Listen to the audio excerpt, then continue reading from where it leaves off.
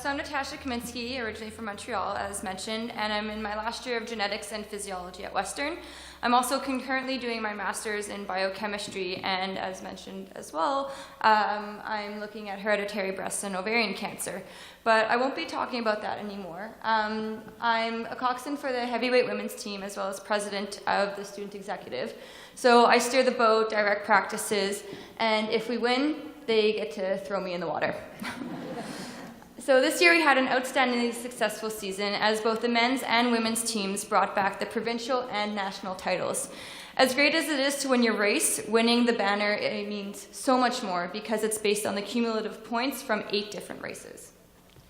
So in the past, we've lost by 3, 4, or 5 points. Winning the banner really means that everyone has to give 110% and there's no room for error. And this year we really made that difference. Our coach told us at the end of it, this year we were ready to be champions. The 2 pillars of our team are teamwork and commitment, and that's what made us so successful. We complain about 6 a.m. practice together, we laugh, cry, sweat, I don't know, everything else together. And we're essentially a family, and we do anything for one another. Unfortunately, this winter, we found out that one of our teammates, Natalie, was diagnosed with non-Hodgkin's B-cell lymphoma, and she wouldn't be returning to school this semester so that she could undergo chemotherapy. Nobody expected this, and it came as a huge shock to the team.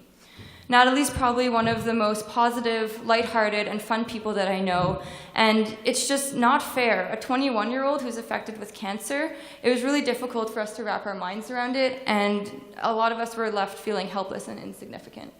So a few people on our team decided to create these tank tops. I'm actually wearing one right now. And the point was to sell them to family and friends and show Natalie that she wasn't alone in her fight.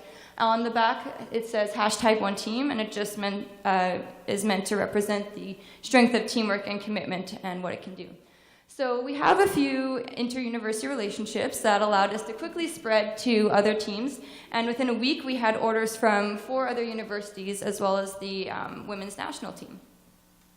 So 2 days later, these numbers increased to 14 schools across Canada and US. And within 10 days, we had sold over 191 tank tops.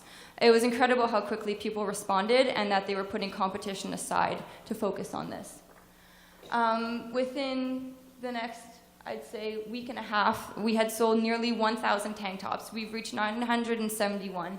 There are 48 schools, rowing teams across the world that have these tank tops now.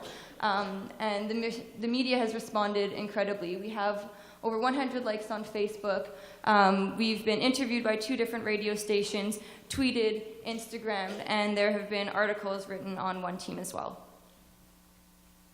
So every year we organize an ergathon. We set up in White Oaks Mall, have 6 ergs running for 10 hours, and split the proceeds with a charitable organization. Of course, this year we chose to partner with the Canadian Cancer Society, and we were able to raise over $3,000. And Sarah even did a marathon on the erg. Other fundraising events have been contributed by Chill. They donated $1 for every $5 purchase that were made. We've been selling One Team bracelets, participated in Relay for Life, and there was even a joint birthday party that was hosted that raised over $300. So you're probably wondering where in this process I went to having hair to looking like this. So one of the biggest components of our fundraising campaign has been a shave to save. So myself and 3 other teammates dedicated to shave our hair in support of Natalie. And within about the first week, we were able to jump to the top, within the top 6 fundraisers, and the Western rowing team was the second highest fundraising, I guess, group overall. So the big difference was really made in about the last hours of fundraising right before the shave actually happened. Before I left, I had raised over $1,500, and by the time I got to the shave to save, one of my friends said, "Natasha, do you realize that you've raised over $1,800? So that's just within a couple of hours. So in total, the 4 of us were able to raise over $8,000 for cancer research. And on the day of the event, there was even a girl who came up and decided to shave on the spot. There have been other friends of Natalie's who have cut their hair to donate it, and on the day of the event, we raised nearly $500. So it's just incredible to see how people have responded to this. People have posted on Facebook. The media has been a really great vehicle in order to get our response, our our message across. And in total, with everything, we've raised over $18,000.